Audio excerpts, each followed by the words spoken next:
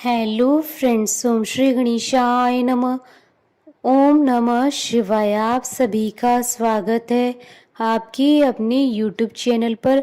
Friends, आज हम आपको इस वीडियो में बताने जा रहे हैं कजली तीज की पौराणिक व्रत कथा, नीमड़ी माता की कथा, पूजा विधि, शुभ मुहूर्त और सातुड़ी तीज की उद्यापन विधि और महत्व के बारे में। फ्रेंड्स, वीडियो शुरू करने से पहले आपसे रिक्वेस्ट है, अगर आप हमारे चैनल पर नए हैं और आपने अभी तक चैनल को सब्सक्राइब नहीं किया है तो प्लीज़ सब्सक्राइब कीजिएगा चैनल को, साथ ही प्रेस कीजिएगा बेल आइकन को, जिससे नए वीडियो से रिलेटेड नोटिफिकेशन आपको तुरंत प्राप्त हो सके। और वीडियो पसंद आने पर वीडियो को लाइक और शेयर जरूर कीजिएगा ताकि सभी भक्तों को इस वीडियो का लाभ प्राप्त हो सके।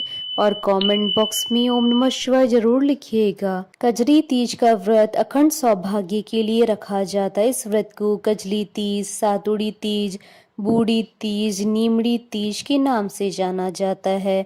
इस व्रत को सुहागिन स्त्रियां अपने पति की लंबी उम्र और वैवाहिक सुख के लिए रखती हैं। वहीं कुंवारी कन्याएं भी इस व्रत को कर सकती हैं। मान्यता है कि यदि कोई कुंवारी कन्या इस व्रत को करती है तो उसे मनचाहे वर की प्राप्ति होती है।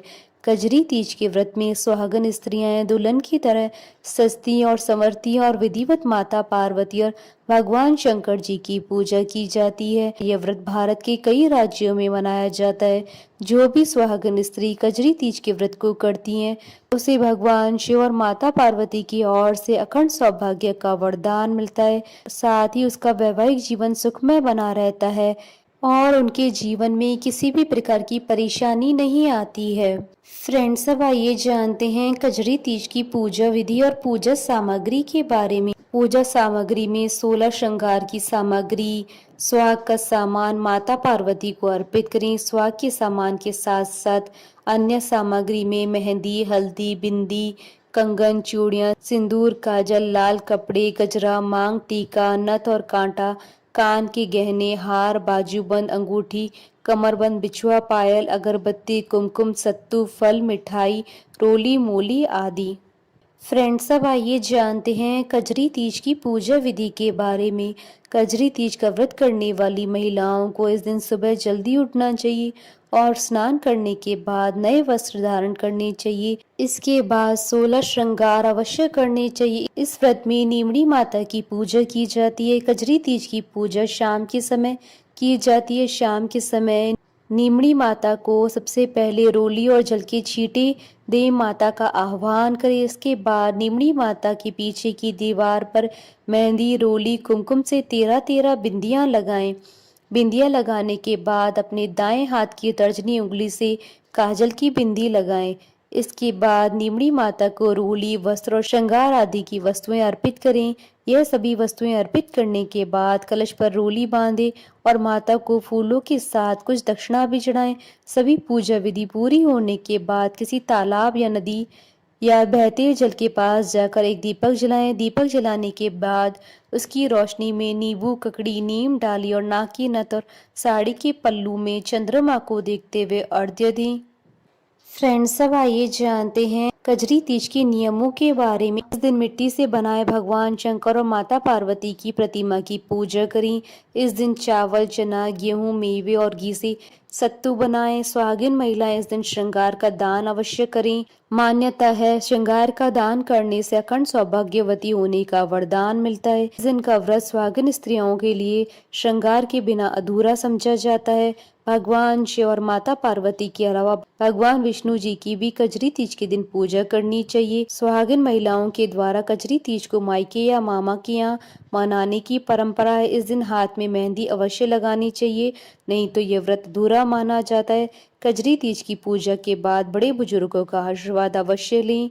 कजरी तीज के व्रत में एक समय आहार करने के बाद दिन भर कुछ नहीं खाया जाता है, जिसे सरगी कहा जाता है। फिर नीमड़ी माता की पूजा करके नीमड़ी माता की कथा सुनी जाती है। चांद निकलने के बाद चांद की पूजा की जाती है और अर्घ्य देने के बाद बड़ों के चरण स्पर्श किए जाते हैं। इसके बाद सत्तू के व्यंजन से व्रत खोला जाता है। गर्भवती स्त्री इस व्रत के दौरान फलाहार कर सकती है। यदि चांद उदय होते नहीं दिख पाए तो चांद निकलने का समय टालकर आसमान की ओर अर्घ्य देकर व्रत खोल लें। फ्रेंड्स, अब आइए जानते हैं कजरी तीज के व्रत की उद्यापन विधि के बारे में। कजरी तीज का व्रत करने के बाद उसका उद्यापन करना बहुत आवश्यक होता है, क्योंकि किसी भी व्रत का उद्यापन किए बिना उसका संपूर्ण फल प्राप्त नहीं होता है। कजरी तीज के दिन 4 सत्तू के पिंड बनाए, उसमें से एक पिंड सास का, दूसरा मंदिर का, तीसरा पति का, चौथा पिंड खुद का बनाए। इसके अलावा सवा पाव सत्तू के 17 पिंड और अलग से बनाए। इसमें से 16 पिंड सुहागनों के लिए और एक सांख्या के लिए रखी। इसके बाद इन सभी 17 पिंडों को प्लेटों में रखिए और इन पर कुमकुम से टीका करें और लच्छा, सुपारी, एक सिक्का और गिट लगाएं। ये सभी प्लेटें 16 सुहागनों को दे दें।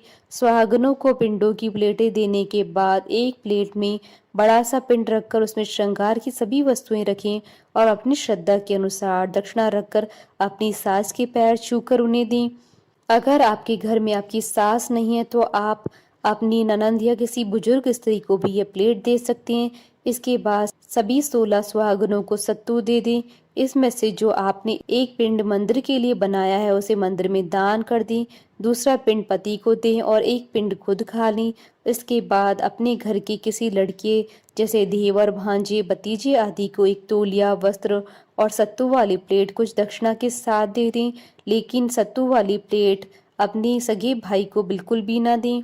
इसके बाद तीज माता का आशीर्वाद लें और जाने अनजाने में हुई भूल के लिए क्षमा प्रार्थना करें। फ्रेंड्स, अब आइए जानते हैं कजरी तीज के शुभ मुहूर्त के बारे में। हिंदू पंचांग के अनुसार साल 2023 में कजरी तीज का पावन पर्व 2 सितंबर 2023 शनिवार के दिन है।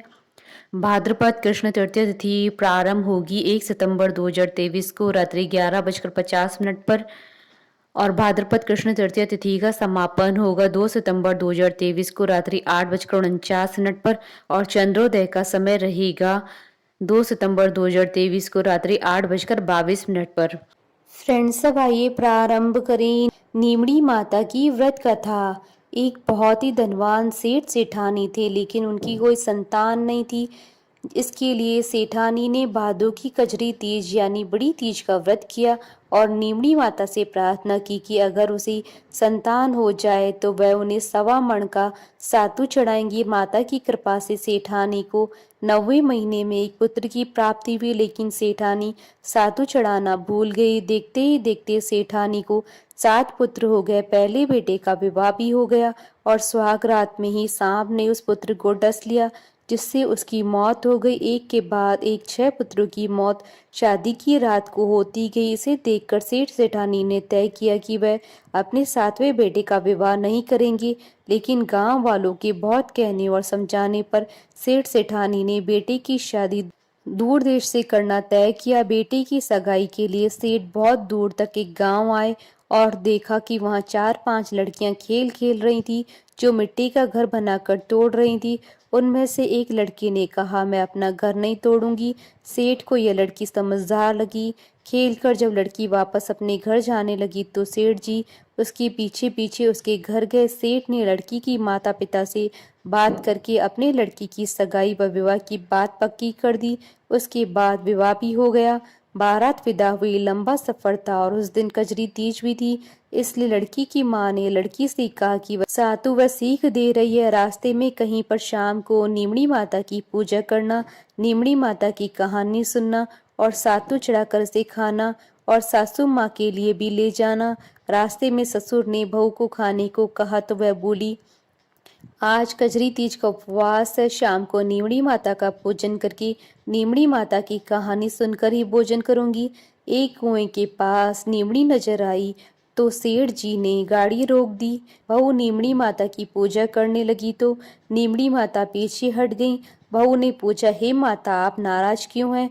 आप पीछे क्यों हटी हैं? तब नीमड़ी माता ने अपनी सास की सारी कहानी उसे बताई कि वह कैसे सातू चढ़ाना भूल गई। बहू बोली, हमारे परिवार की भूल को क्षमा करें माँ, और मैं आपको सातू चढ़ाएंगी। कृपया मेरे सारे जेठ वापस कर दो और मुझे पूजन करने दो। माता नववधू की भक्ति और श्रद्धा को देखकर प्रसन्न हो गई। बहू ने नीमड़ी माता का पूजन किया और चांद को अर्घ्य दिया, सातू पास लिया और कल्पना ससुर जी को दे दिया। प्रातः होने पर बारात अपने नगर को लौट आई। बहू के ससुराल में प्रवेश करते ही उसके सारे जेठ प्रकट हुए। सास बहू के पैर पकड़कर धन्यवाद करने लगी।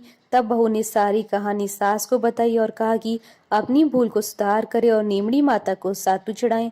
12 महीने के बाद कजरी तीज पर सभी बहुओं और सास ने मिलकर 7.25 मण का सातु नीमड़ी माता को चढ़ाया। ये नीमड़ी माता जैसा उनके आनंद हुआ वैसा सबके हुए।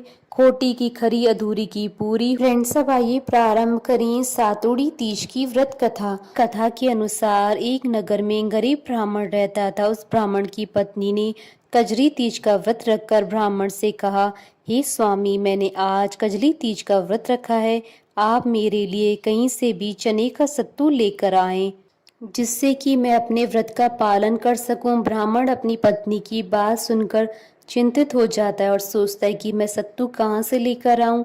अपनी पत्नी की बात सुनकर ब्राह्मण उसी समय घर से निकल गया और साहूकार की दुकान पर पहुंच गया और चने की दाल, घी, शक्कर आदि मिलाकर 1.25 किलो सत्तू बनवा लिया और घर की ओर चलने लगा। साहूकार ने उसे जाता देखकर रोका और पैसे देने के लिए कहा। ब्राह्मण के पास पैसे नहीं थे, जिसके बाद साहूकार और ब्राह्मण के बीच में बहस होने लगी। दोनों के बीच जोर जोर से बहस होने पर साहूकार की नौकर भी जाग गए और चोर चोर की आवाज लगाने लगे। ब्राह्मण यह सब देखकर वहां से भागने लगा। तभी साहूकार के नौकर उसका पीछा करने लगे और उसे पकड़कर साहूकार के पास ले गए। ब्राह्मण ने साहूकार को अपनी स्थिति के बारे में बताया और यह भी बताया कि उसकी पत्नी ने आज तीज का व्रत किया है, इसलिए मैंने यह सत्तू बनवाया है जिससे उसका व्रत पूर्ण हो सके। साहूकार के नौकरों ने उस ब्राह्मण की तलाशी ली, लेकिन उन्हें सिवाय सत्तू के अलावा और कुछ नहीं मिला। वहां घर पर उस ब्राह्मण की पत्नी उसका इंतजार कर रही थी ताकि वह अपने व्रत को पूर्ण कर सके। साहूकार को उस गरीब ब्राह्मण पर दया आ गई और उसने उस ब्राह्मण से कहा कि आज से तुम्हारी पत्नी मेरी बहन है। जिसके बाद उसने ब्राह्मण को सत्तू, गहने, रुपए, मेहंदी और लच्छा और बहुत सारा धन दिया और उस ब्राह्मण की पत्नी ने कजली माता के व्रत को पूर्ण किया। हमारे साथ इस वीडियो में अंत तक बने रहने के लिए आपका धन्यवाद। ओम श्री गणेशाय नमः। ओम नमः शिवाय।